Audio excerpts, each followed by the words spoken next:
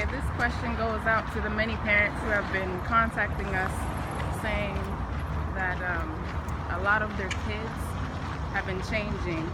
They no longer want to go to school. They no longer want to pursue certain traditions, careers, and church. They don't go to church anymore, celebrations.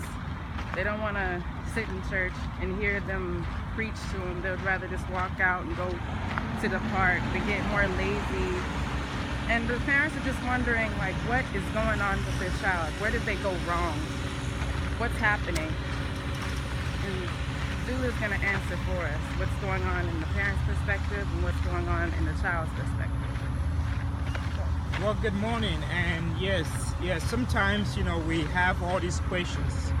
And sometimes I tell the parents, it's not as trying to look at your child as, though maybe he's a bad person. Ask the question, why?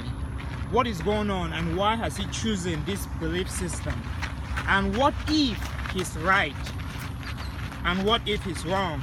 Because when you ask this question, what happens is able to help you expand your mind instead of sitting and be so naive or maybe thinking one way. Is ask the question why and what is going on and how and why does he think the way he thinks. Because what is going on right now, there's a huge change, there's a huge transformation that is happening, especially in the life of what we call older souls. Because your child might be born of you, it does not mean you're more experienced than him or she. Because sometimes some of these kids that are born right now, they actually have more wisdom and knowledge than me and you put together. So sometimes if you watch them carefully, sometimes they can become actually like the greatest of teachers. Because a lot of these new kids that are born now, they actually have more to teach us than we can ever imagine. So sometimes not looking at them as of, oh my God, this is terrible, what is going on, in the world, or what is going on in my child's life, Because if you look at it, it's very, very easy to just become, docile, like to follow the 99% easy, whatever you're told. Oh, Thanksgiving, celebrate Christmas without even knowing the focal point behind all of those celebrations. Because you really see all those celebrations is driven by ego, it's driven by someone who lied to us. So you need to celebrate this day, you need to come together. Why will one have to choose just one day to be thankful for, instead of every single day for the Creator for giving us life? We should be thankful for every single day that we have life, instead of just taking one day. So a lot of us, we've been lied to. So next time you sit on that table, just really reflect, why am I sitting on this Thanksgiving table one day with all these people, family who do not even like each other, just pretending, and then at the end there's all this gossip, there's all this fighting, there's all this abomination that goes on. This person wanting this person's wife, this person did this to this or whatever. Exactly what I'm saying. Why don't you maybe think outside the box? Because we've been so programmed not to use our own way of thinking anymore. People don't think anymore for themselves. They just want what people have said. Oh, today we're gonna celebrate this XYZ day, and everyone will just follow along, because human beings have become so lazy.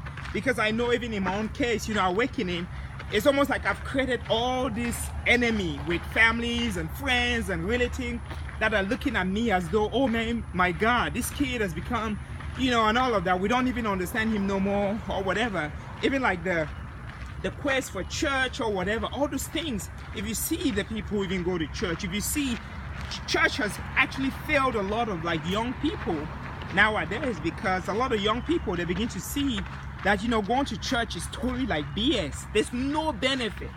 They begin to see maybe the act of associating or like congregating with all these people, and all of that, which might say maybe that's the only benefit or whatever, people coming together. But most of the time, you see what is being accomplished in church, it's totally like BS. It's people either just they wait for this one day, they go buy all these clothes or whatever. It's constantly a form of like showing off, egotistic driven. So these new kids, they're not about ego. They're not driven by ego. They're not driven by authority. They don't want people breathing down their neck telling them this is what you should do or whatever. If it's not for the attainment of a higher purpose, you know, maybe their souls evolving or whatever, they don't want to do it. You know, because these are the kids that actually come in trying to tell us the truth on, you know, on a lot of factors and on a lot of levels that, you know what, hey, mankind, maybe we need to wake up. Maybe we need to show more love. Instead of talking love, maybe we should be love. Instead of talking sharing, maybe we should actually share. Instead of, you know, like people just being there for each person, not because of what they have or because of what they do or whatever, but just being there because we're all a human race. Because a lot of these kids, they see the world as one. So a lot of them, you know, they're actually realizing that even though they can be born into a family, doesn't mean they're of that family. And that is one thing I had to realize, like, because I'm born into a family, it does not make me a part of that family. People don't understand that the soul or whatever, the family of the soul is everyone. We're all connected, whether we like it or not, from the animals to the birds or whatever, we're all connected at some level. And every single, you know, being or sentient being on planet Earth is our family, whether we like it or not. So even just associating yourself, oh, this is my family, you know, people make a big deal. As of, oh, this is family, this is this or whatever. All of that is totally, you know, like BS on a soul's level. The soul begin to recognize everything as being one, as one family. So I will end here. Yes. So for the traditional family, usually they're brought up in religion. So what advice would you give to them when their child or family member or loved one, they break out of religion? And a lot of the families, sometimes they believe when you fall out of religion, you're a devil worshiper. So can you clear that up? Well, yes.